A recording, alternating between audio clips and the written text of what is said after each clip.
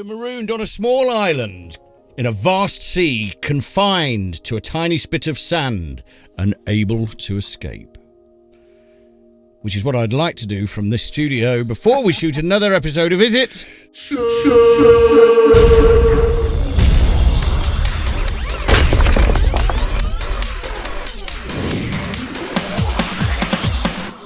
Was that slam? Yes. Yeah. Yeah.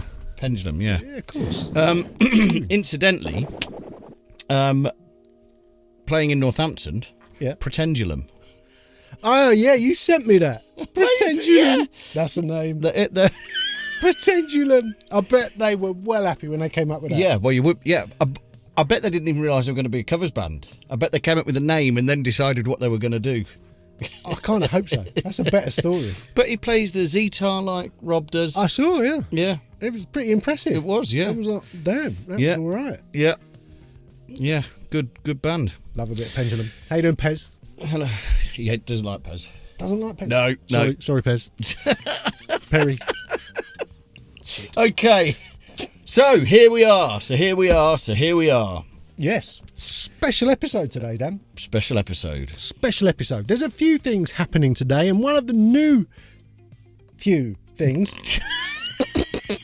Kind of brain freeze there. One of the new few things. Yeah, well, you've just been trying to work out what order to do everything in, and It's very hard sometimes. Yeah, so go again. Ready? Go again. Ready? There's a few things happening today, Dan, and one of the new few things that is happening today Yes. is we are introducing Yes. the Studio Live Is It Shit Top 5. Hey. Well, we used to do a top 5, didn't we? In the longer shows we used to do. We used to do a top 5 plugins. We did. And we thought we'd reintroduce it a bit in a slightly different way. So what this top 5 is, the conditions for making it into the top 5 are, these are plugins we have to have in our systems and we have to use them. Like actual plugins we are using on a daily basis. So there's plenty of plugins we give good reviews to and that we like, don't necessarily end up using them. No. These ones are getting used every day, and that is why they're here. And they can stay on this top 5 list as long as we are using them. If a new plugin comes out that replaces one of these and we start using that instead, that's when this will change. Now that could be next week, could be next month. We don't know. All of these plugins will be available down below. You can click and go to the top 5, and if you buy them through our affiliate link, we get a bit of a kickback, which helps us buy more plugins to review, which keeps everybody happy, I reckon. It does. Yeah. So, shall we start with the top 5? Yeah. So, I mean, it's in no particular order. It's in no particular order. Yeah. So, am I doing the big? You can. It's in no particular order, so it sort of doesn't matter. No. Okay. So, what is the top 5? What have you got there? The top 5. Sean? We're going to start with the PSP AudioWare Saturator. Yeah, you've always been a PSP. I've been a PSP fan since PSP were not even PSP. Which is a long time ago. A long, long time ago. Well, we've banged on about the vintage warmer for years. It started all this off, I reckon. That was right. Yeah, Logic 5. Yeah. Vintage warmer. Yeah. Yes. I still use that thing. It does end up getting used still. And it's a 20-year-old plugin. Yep. But it sounds awesome. But the PSP saturator for me, if you only have one saturator, this one can do the sounds of all the others. It has tape, it has tube, it has solid state. It does all the various kinds, different kinds of tube, different kinds of tape. And not only that, it has a high and a low section, so you've got a little bit of EQ. You can push more or less into the high and the low end. It's got a very big knob that says saturate on it in the middle, like that. Yeah. Very pleasing. It's got oversampling. You can choose whether the output limits or saturates. It's all singing, all dancing. It's your one-stop shop. So why? Because we looked at the Tizer, the tube Tizer. We did just look at that. Yeah. The front door. Yeah. Another good saturator. They're all great. Yeah. But this will do all of those. All of that. Yeah. Okay. And if there's so many saturators, and you don't need dozens, but you probably need one really good one. Numero is so PSP saturator. That's on the list. Can't see it going anywhere, but you never know. You never know.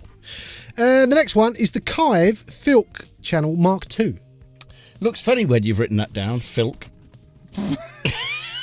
Why is that, Dan? Because it looks like... It does, yeah. I mean, my writing isn't good at the best of times. I can barely read it myself. Yeah, it looks like... It does. Yeah. God, Mark II. Yeah.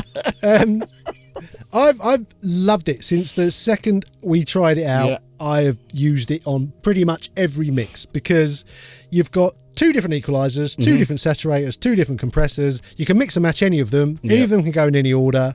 I love that blue compressor, the Comp 1. It's just, you can really compress the life out of things. If I'm struggling in a mix, if I want a guitar to really poke through the mix, and no matter what I do, it's just not quite doing it, I know a Filk channel will make it happen. It's got, you know, saturation. You can, you could almost think of it as a saturator with EQ and compression. You can get such a wide variety of sounds out of it. I use it all the time. I love it. Very cool, very cool. Now I can see what's coming next. Yes. This is what I use all the time. Yeah, see this again. This is my go-to. It's the Noiseash 31102. Based on the classic Neve desk, obviously. And it's similar to the Filk channel in that you've got that preamp section with the drive. Yeah. So you could use it to get some of that beautiful Neve saturation. The EQ points are just bang on for livening things up, adding some real top end, you know, loveliness up there. But you can really add the welly down the bottom. The 2 mid bands means you can boost like the 2K in the vocal at the same time as removing, you know, the 100 hertz area. You can do so much with that. It's got the filters, and it's got the dirt button. I bet you like a button that says dirt on it, Dan. That sounds like your cup of tea. A dirt button. A dirt button. Got me right in the dirt button. I knew that'd work. There you go. But also you can do the mid-side thing. It's just, you know, it's very, very useful. It's got a width control down there in the middle. All of the Noiseash stuff doesn't it? All of the Noiseash stuff has a lot of this extra bits, Because you always go, or I always go make it really wide and then have to go back and... go back later and pull it all back in. Yeah. I just think it sounds very faithful to the Neve stuff. It's also really usable. I like the EQ points. I like the fact that it's got some, you know, really nice sort of very genuine sounding saturation. You can use this on a whole bunch of things and subtly get an analog sound with it. It's my go-to Neve whenever I want that sound. Same. Okay, next up is the Pulsar 8200. This was one of the first. Was this one of the first ones we reviewed? It was pretty early on, yeah. It was pretty early on when we started this, yeah. It was expensive then, and everybody went and bought it. Everyone knew went and bought it, and I mean, it's a model GML 8200, which the hardware I've used since the beginning of my career and love. This to me is just perfect because it sounds exactly like that, but it's got so many extra features. So it's got the high pass and the low pass the original doesn't have. It has a sub the original doesn't have. It has a tilt control the original doesn't have. It has an airband the original doesn't have. But also it has the fact that you can just grab a node, move it around. It's got a de-esser, which is really usable, whether that's for actually de-essing vocals or sometimes if you've just got a hi-hat that's poking out of the loop too much. It's brilliant for that. I love the fact that you can flip it into mid-side. It generally is the most usable EQ I own. I just mixed an album where I used loads of them within the mix, and I've used a few in the mastering too. It's just my favourite EQ. Very cool. Does that come from a Pulsar website? Pulsar. Yeah, just go to the Pulsar website. Yeah. And lastly, I might buy that, Nate, after that. Well, it's after that excellent. review. Yeah. The other one is the Pulsar W495. Yeah. Which is based on the Neumann W495. Again, a more simpler 3-band EQ, but each of the bands on the plugin, unlike the hardware, can be either used in stereo or in mid or in sides only mode. And you can flip between them, so you can do one thing to the mid and another thing to the side. So it's incredibly useful. I generally have it on my 2-bus just to sculpt an overall sound for a mix. And it's I think I've used it on every track I've mixed for the last year at least. Fantastic sounding thing. So there you go, that's our top 5. It's the Pulsar W495, also the Pulsar 8200, the Noiseash 31102, the K-Filk Channel Mark II, and the PSP AudioWare Saturator. All of those links will be down there somewhere where you can go and get them. We'll also have a new page, which hopefully there'll be a link for down there on the website, where it will list the top 5, and also those links will be there, and we'll announce a new top 5 as and when that happens. Very exciting. Very exciting. Love a top 5. Love a top 5. And that was the top 5. Now we're going to do something slightly different. We're going to have a conversation, Dan. Oh, no. Oh, no. Unprepared conversation. Yeah, brilliant. Yeah. You'll have an unprepared loads to conversation. say, yeah. Loads to say. Loads to say. Let's hope you've got something to say. Yeah. So this came from the comments. Someone asked us if we could discuss in what situations does hardware just win? In what situation is a plugin not going to do it? Where would I prefer to have a piece of hardware? So, well, we both came up with this is going to be a very short conversation because we both came up with the same answer straight away, didn't we? Well, roughly speaking, yeah. So on the way in. On the way in or on the way out is kind of... Or if you're shaking it all about. Well, my first comment would be the obvious place is to start with is preamps, because on the way into a computer, if you can get some of that analog goodness on the way in, you probably have done enough. The rest of it you can do with plugins. If you're working on material where it doesn't start in the real world, you don't need a microphone and a preamp. If it's loops and synths and virtual instruments, then I would do it the other way around. I would have a stereo, my 2-bus would be analog. And that's kind of what I've done, in that I've started with a bus compressor, and then I've added an EQ, and then I've added a mastering compressor. And more it's grown, but I sort of do my analog stuff at the other end. I branched out a bit, and I now run a drum bus and a guitar bus out to analog, just because I can, and I like the sound of it, and I get a consistent sound, and I like the fact that it's consistent. I don't get loads of different sounds. I'm working within some sort of barriers that I've set myself. I quite like that. Of course, there's the phrase of every sound engineer is shit in, shit out. Shit in, shit out is very true. And so there's no point recording a crap microphone through an expensive preamp. No. Decent mic, decent preamp. Yeah, equally expensive microphone, crap preamp. You're wasting your time a little bit there too. So, yeah, kind of any studio is only as good as its weakest link in the chain. So that brings me on to the next bit. And I think before you buy any hardware, obviously to begin any of this stuff, you probably need a computer if you haven't got one. But the first port of call after that will need to be monitoring, and you need to get the best monitors you can afford. And again, they're compromised if they're not in an acoustic environment, which is going to let them do their job and not lie to you. So that's often the most expensive thing you'll end up buying, will be the room to put your monitors in, so that they don't basically tell you lies. Because it's very, very easy to sit in front of some monitors and think you're hearing the truth, and then you listen to those monitors in a different room and they'll sound different. Well, we were talking about this. It's about learning your speakers as well. I mean, you can get away with just learning them in a not perfect environment, definitely. Yeah, and of course, a production suite and writing tunes, it could be a different environment to where the tracks are mixed or mastered. I think that's quite a big advantage sometimes. If you record it somewhere or program something somewhere, take it somewhere else to mix it, that's quite good. You get a couple of different sort of shots at the audio side of things. But yeah, I think if where I was previous to this, I had massive issues because there was standing waves building up, because it was an existing structure. I had no design in it. It just was what it was. Therefore, bottom end was an issue. It was hard to judge it. It was doing some weird counselling stuff. So I'd take a mix that I was very happy with, listen to it in the car. Huge amounts of bottom end, which I couldn't hear. This place I've built with massive bass traps and diffusers and everything else, so that what a mix sounds like in here, it still sounds like in the car and everywhere else. So that's ironed out that problem. But I would say going to spend £1,000 on a preamp or a compressor before you've done that is possibly wasting your time a little bit.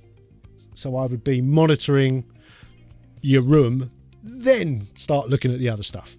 I don't own any hardware pro audio gear. I own guitar amps. Have you got nice monitors? Yeah, You've got a good computer. Yeah, I know. I've always quite liked Yamaha monitors. So I've got NS10s, I've got HS8s, MSP5s.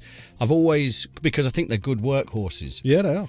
And you just got to learn whatever you've got. And I blew my tannoys. You blew your tannoys? Yeah, I've never had them reconed. I'd got some really nice, passive tannoys. The dual concentric. Oh, yeah. I went through a tannoy phase. I had a few pairs of tannoys. They're great speakers. You just, at the end of the day, you just got to learn whatever you've got. As long as your speakers are able to reproduce the frequencies you're working within, the rest of it is learning them. And you'll do that by working on them lots, listening to all your favourite material on them. I mean, I did a mastering session last week, which was quite a long one. And I had a break in the middle to listen to like 3 or 4 of my favourite songs, just because it's a really good reset. Get your ears back into the zone of what things sound like, what you're up against, what's normal, what's the bass level, all that stuff. So that's knees at Mother Brown, Old MacDonald. always useful, yeah, always. Yeah. Yeah, so, with regards to the gear, I would say these days plugins are so good that I could 100% get away with not using the drum bus compressor I've got. I could get away without using my guitar bus compressors. I could definitely do that with plugins. My stereo bus, sometimes I do not use it. Only on demos and stuff, but I think it's pretty close. It's so close these days. But it is though. Some of this stuff we've been looking at is incredible. Yeah. So yeah, I think either on the way in or the way out, if you've got plenty of money and you're like buying this stuff, then yeah, both. But realistically, as long as there's some analog somewhere, that's going to give you something. Of course, the other thing that's worth pointing out is if you don't know what you're doing with it, you can fluff everything with, make a real mess of things. Yeah, same to be said of plugins as well. But you get presets in plugins. You do. I don't think they help. They generally cause things to go pear-shaped, I reckon. But yeah, you're right. I've seen plenty of people. Well, there's a funny thing in studios, isn't there? When you're an engineer and a producer comes in and you're the guy doing all the technical stuff for them, the amount of times the producer will lean over to the compressor and start tweaking it, and then maybe a bit of EQ on the desk, and you're standing there, don't know whether to tell them that it's in bypass or not. That's it. Am I going to get told off for pointing out that actually the DFA button? You're not doing anything, mate. But everyone's done it. I've done it. Everyone's done it. It's you can mess things up. And 1176 is easy, you think, when you've been using one for years. But if you don't know, then maybe it's not so easy. Yeah. Interesting stuff. So there you go. When to use hardware. When to use hardware. Yeah. Just on the really important bits. bits. Yeah. On the really important bits. Yeah. Cool. Right. Which brings us to the last thing of the few You always things. do that at the beginning of a new section. Yeah, I do. Last thing of the few things. Well, we reviewed the what was it called? The Undertone and Mixland Unfairchild recently, and depending on when this comes out, it might not be out yet. Yes. And I thought it'd be really interesting to do a shootout. We've been doing a few of those. We've done LA2As and we've done the 1176. But I thought this one I'd do completely differently. So what we're doing is we're putting the Mixland Unfairchild up against the UAD Fairchild plugin.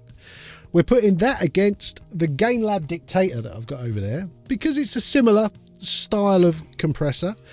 And then we're going to put it up against two completely different compressors. So one of them is going to be the ART Pro VLA2 over there, and the other one is going to be the Logic compressor, the Opto mode one, which is not at all like a Fairchild. No, not in the slightest bit. And all I've done is I've used time constant 2 setting on both the Fairchilds, and I've tried to match those settings roughly on the others and level matched it, and that was it. That's all I've done. So it'll be really interesting to see whether anyone can see which is which. Are these Fairchilds really doing something that special, or are they doing something which a cheap or even free compressor can do easily? If people keep getting this wrong, they're just going to give up watching. They're not. They've got to get a sense of winning sometimes, surely. We'll have to have a final episode. It's all shit. One that's really easy. We will. Yeah. And we'll do the results of this really, really soon. But for now, you are going to hear it's a mix, a very simple mix, and the drums are all going through either a UAD Fairchild plugin, the Undertone Mixland Unfairchild plugin, the real GainLab Dictator, a real ART Pro VLA2, and the Logic Opto Compressor plugin. It'll be one of those each time, and all you got to do is say 1, 2, 3, 4, or 5. Which are which? Can you tell which is hardware? Can you tell which of the Fairchilds? Does the Logic Opto comp really stick out because it's completely the wrong kind of compressor? I mean, the Pro VLA2 does have valves in it, but they're not. I don't think they're working in the compression. I think they're in the output stage, so that should sound completely different too. Should be easy if your ears work, and everything we're told in the audio industry is true. I haven't heard anything above sort of 12k. I don't think for 10 years. Can't hear a thing.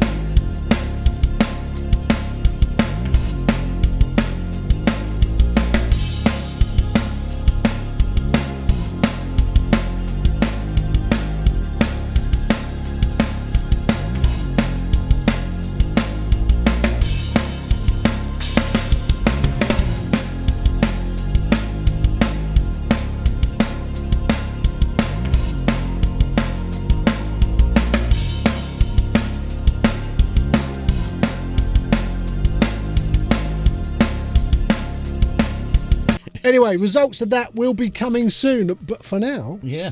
that is the end of this episode. Okay, so please remember to like the video. That'd be handy. Subscribe to the channel. Maybe become a channel. A camel's member. Become a camel's member. Like a nice camel. I was thinking more of a humped. Oh, a humped camel. Camel, yeah, member. I don't want to go there. Yeah, I thought. Anyway, no.